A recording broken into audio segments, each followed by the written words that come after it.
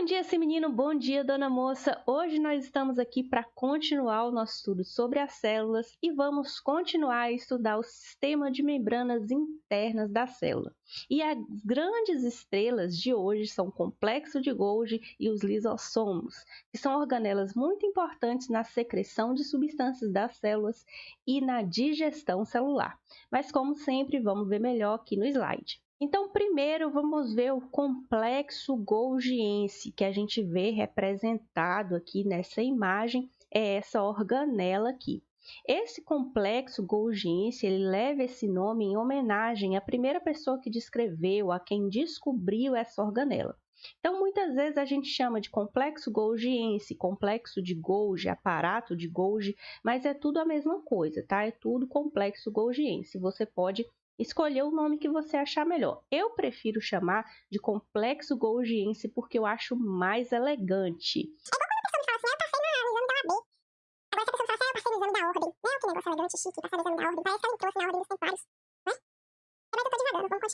Então, gente, o complexo de Golgi, ele recebe o material ou os compostos que são processados, fabricados ali no retículo endoplasmático.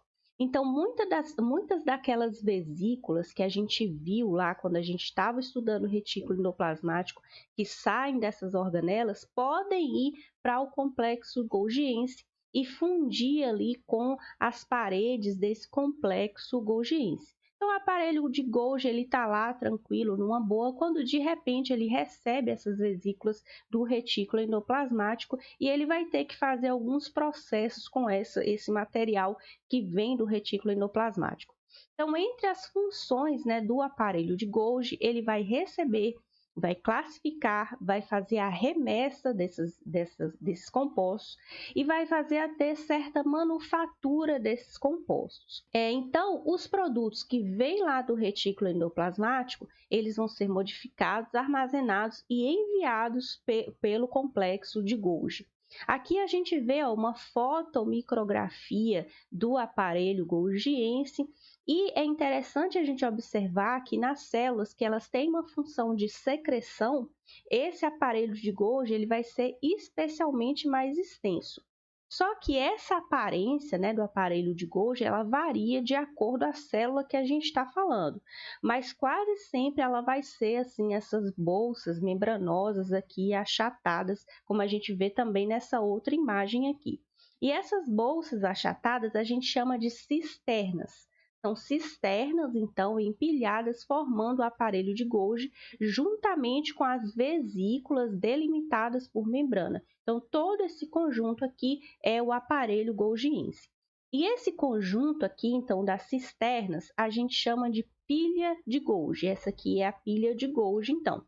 E essa pilha de Golgi, que são essas cisternas, ela vai ter uma direção estrutural distinta. Ah, professora, como assim, uma direção estrutural distinta? Acontece que o aparelho de Golgi, ele tem uma face cis, que a gente chama de face cis, e uma face trans. A face cis é a face que recebe as vesículas vindas lá do retículo endoplasmático, enquanto a face trans é a face por onde saem essas vesículas aí já processadas pelo complexo de Golgi. Ah, professora, mas nunca que eu vou lembrar desse negócio de face cis e face trans, o que é o quê? Olha só, a face cis é a face que recebe as vesículas do retículo endoplasmático, enquanto a face trans é a face que envia essas vesículas já transformadas, entenderam? Face trans, transformados. A face cis, então, aqui, normalmente fica mais próxima do retículo endoplasmático. E as vesículas que vêm, então, desse retículo endoplasmático podem, então, fusionar-se aqui com o complexo golgiense. E conforme essas vesículas ou esses compostos, eles vão passando aqui pelo complexo golgiense, eles vão sendo, então, manufaturados e refinados, refinando, então, as moléculas aqui. Agora, esse processo ele acontece em etapas, de acordo com cada uma das cisternas que esses produtos estão passando, esse processo ele vai acontecendo. Porque cada uma dessas cisternas aqui tem times únicos de enzimas. Tem conjuntos, então, de enzimas que fazem esse processo aí de refinamento. Aí, antes da pilha aqui, da pilha de Golgi, ela despachar esses produtos através de vesículas que brotam aqui da face trans, ela vai classificar esses produtos e etiquetá-los, direcionando eles para várias partes das células, né? Direcionando, logicamente, para o local certo. Aí, como é que o complexo de Golgi ele faz isso? Vamos ver um exemplo aqui. Digamos que isso aqui seja o complexo de Golgi, tá? Aqui eu tenho, então, as pilhas de Golgi, as cisternas, aqui a face cis e aqui a face trans. Aí eu tenho, então, um produto lá de Golgi, uma molécula que está ali dentro do complexo de Golgi, uma molécula qualquer.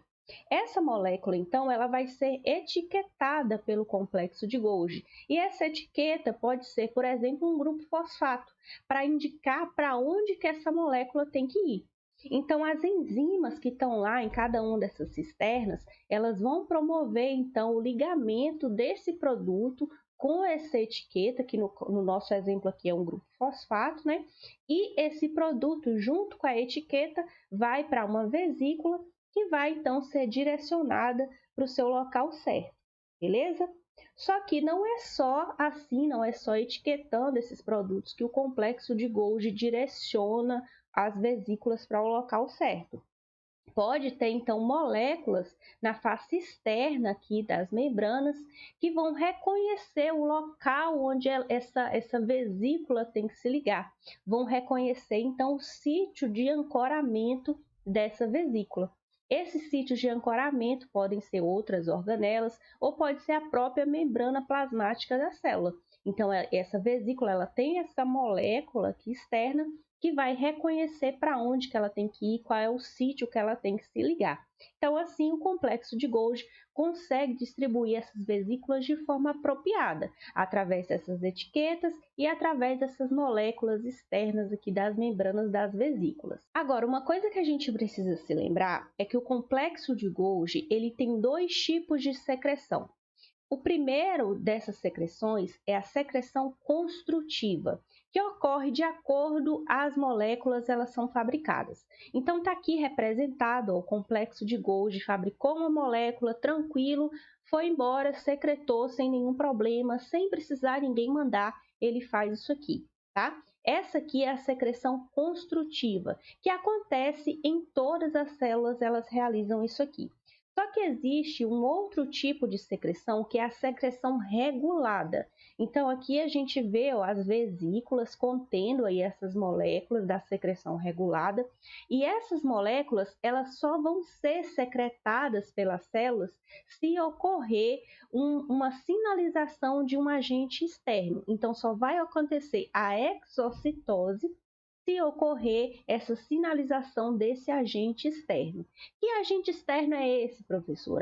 Podem ser hormônios ou neurotransmissores. Aqui a gente vê representado, aqui em verde, então, essa molécula sinalizando para a célula, olha, célula, você pode liberar esses compostos aí. Aí a célula fala, então, beleza, agora eu vou liberar esses compostos e eles vão sair aí da célula. Essa é a secreção regulada que só acontece em células especializadas. Um exemplo de secreção regulada é o que acontece na secreção das enzimas digestivas das células acinares do pâncreas. Aqui a gente tem uma fotomicrografia dessas células acinares e a gente vê várias vesículas aqui do complexo de Golgi esperando para serem liberadas, porque é um caso de secreção regulada. Então, o que acontece? O complexo de Golgi ele vai fabricando essas moléculas, fabricando essas enzimas digestivas, processando essas enzimas digestivas e elas vão se acumulando ali no citoplasma. Quando a gente tem a presença de alimento no nosso sistema digestivo, vai desencadear um estímulo para essas células que têm essas vesículas aqui, que aí finalmente elas vão secretar essas enzimas no intestino. E aí vai garantir que essa secreção ela só vai acontecer quando realmente for necessário e não quando não tiver nada do intestino para ela digerir, né? Então esse é um exemplo de secreção regulada, um exemplo de célula que faz essa secreção regulada. Muito bem, minha gente, mas do complexo de Golgi ainda brotam organelas. Essas organelas são chamadas de lisossomos, que estão representadas aqui. Então, esses lisossomos, eles contêm enzimas digestivas que podem tanto fazer a autodigestão da célula como a hidrólise de algumas moléculas. Que moléculas são essas? Proteínas, polissacarídeos, ácidos nucleicos, lipídios e outras moléculas também. Então, aqui a gente tem representado aí um lisossomo, tá? Esse lisossomo aqui em azul, e ele tem uma membrana única circundando ele aqui. Dentro do lisossomo, a gente vai ter enzimas que só agem em meio ácido, tá? Essas enzimas, elas só têm sua ação em meio ácido. Então, o interior desses lisossomos tem um pH por volta ali de 5. E o que esse lisossomo ele faz para manter esse pH por volta de 5? Ele vai bombear íons de hidrogênio para dentro dele para manter esse pH ali. Ah, professora, mas será que não tem risco dessas enzimas saírem ali do lisossomo e digerir a célula inteira, né? Digerir outras organelas? Pode acontecer quando tem a autodigestão celular, mas normalmente isso não acontece porque, como eu falei, essas enzimas elas agem em meio ácido.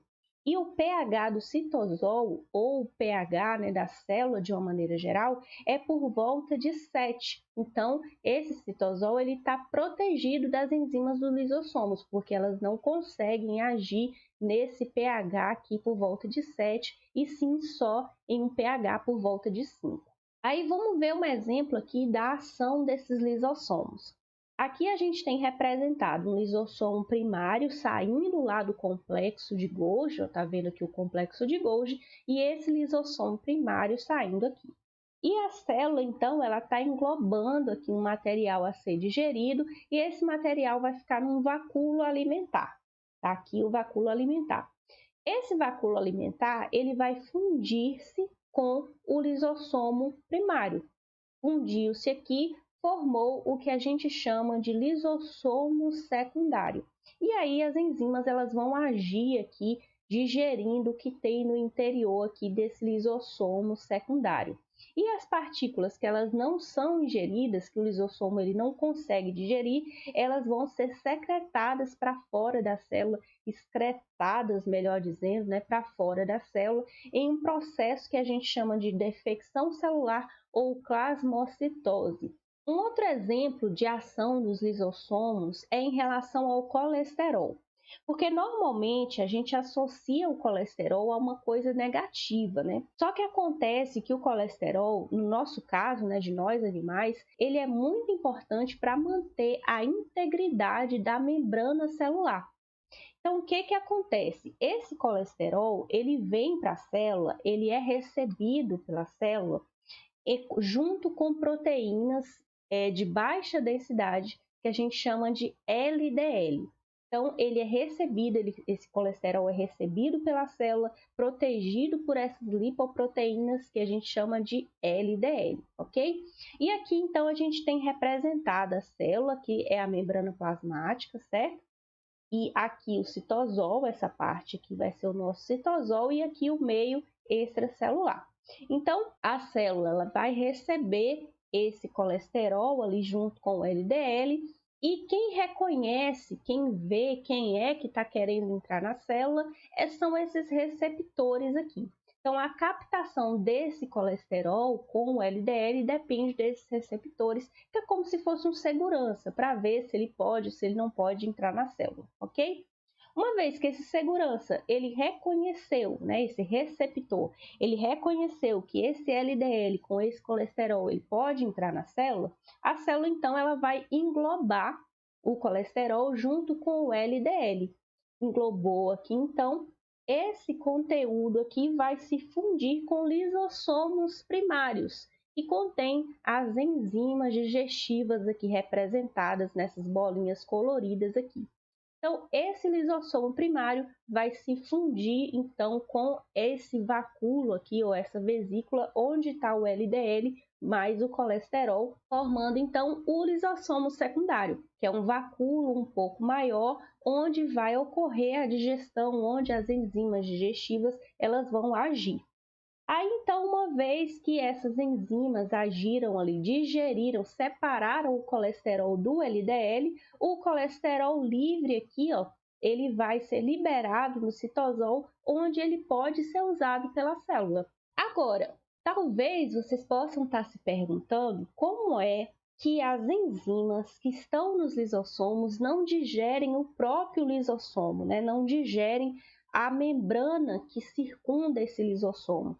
O que acontece é que a gente não sabe realmente o que ocorre, qual é o mecanismo, mas provavelmente a forma tridimensional das proteínas de membrana desse lisossomo protegem as partes vulneráveis de ação dessas enzimas, como se elas escondessem essas partes vulneráveis para que não ocorra a ligação entre a enzima e essas proteínas de membrana, não ocorrendo a digestão. Essa é uma possível resposta, mas a gente não sabe com certeza. Uma outra pergunta que muitos autores, muitos livros, né, têm aí, é se as células vegetais elas têm lisossomos. O que acontece é que as células vegetais elas têm o vacúolo central que tem talvez uma ação equivalente aos lisossomos, porque esse vacúolo ele tem enzimas digestivas que podem fazer então hidrólise de algumas substâncias. Então, alguns autores consideram que esses vacúolos hidrolíticos, né, ou esse vacúolo central, junto com essas enzimas digestivas, eles são sim lisossomos. E agora, como sempre, para terminar, vamos fazer um exercício e hoje a gente vai fazer duas questões. A primeira questão caiu lá no Enem de 2013 e nos diz o seguinte: uma indústria está escolhendo uma linhagem de microalgas que otimize a secreção de polímeros comestíveis, os quais são obtidos no meio de cultura de crescimento. Na figura, podem ser observadas as proporções de algumas organelas presentes no citoplasma de cada linhagem. Qual a melhor linhagem para se conseguir maior rendimento de polímeros secretados no meio de cultura? Então, vamos lá. Ele nos pergunta, então, sobre, né, linhagens de microalgas que secretem polímeros comestíveis. E ele nos apresenta aqui essas linhagens dessas microalgas e nos pergunta qual é a melhor aqui para ele escolher, né? Qual a melhor dessas linhagens. E ele nos dá aqui a quantidade de organelas que cada uma dessas linhagens aqui tem. Então vamos lá, na linhagem 1, ele tem mais complexo golgiense. Na linhagem 2, a gente observa aqui bastante retículo endoplasmático e bastante complexo golgiense. Na linhagem 3, a gente observa bastante complexo golgiense e bastante mitocôndrias. E na linhagem 4, bastante retículo endoplasmático, enquanto na linhagem 5, a gente tem também bastante retículo endoplasmático, mas bastante mitocôndrias, tá? Mas observe aqui na questão, ele está nos perguntando sobre a secreção de polímeros. E qual é a organela responsável pela secreção que a gente acabou de falar? É o complexo golgiense. Então, ele teria que escolher aqui a linhagem que tivesse maior quantidade de complexo golgiense, que seria justamente essa linhagem 1 aqui. Então, ficamos com a letra A de autossômicos. A segunda questão, então, é lá do Instituto Federal de Sergipe, foi uma seleção para técnico subsequente. Qual é a alternativa que pode indicar a sequência de locais de uma enzima desde sua produção até sua ação? Então tá, né? Enzimas desde sua produção até sua ação. Essa aqui é uma questão mais abrangente que vai exigir que a gente saiba coisas da aula anterior e também dessa aula de hoje, tá? Mas vocês vão ver que é melzinho na chupeta essa questão aqui. Letra A, então. Essa enzima ela vai ser produzida no retículo endoplasmático granuloso, ok, pode ser, né? Depois ela vai para o núcleo e depois para o meio extracelular. Não, né? Nada a ver ela passar aqui pelo núcleo. Essa enzima, então, ela vai ser produzida no retículo endoplasmático granuloso, pode ser.